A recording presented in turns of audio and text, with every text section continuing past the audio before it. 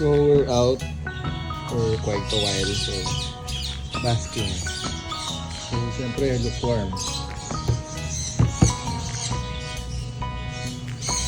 So it's been days since we're out. So we went to the southern tip of the Philippines and Michael cannot do the basking yet.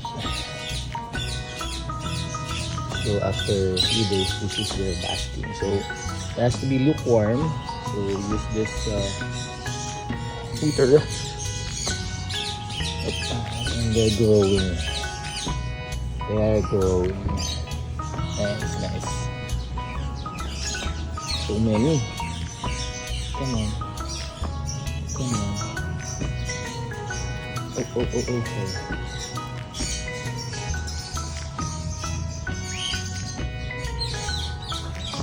So while they're basking, we will clean this substrate here, and the sun is shining, so that's good.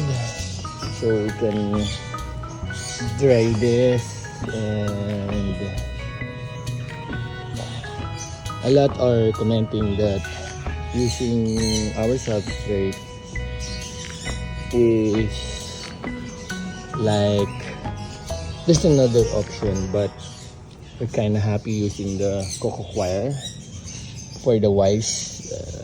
I will make a video about why, but for now, there you go.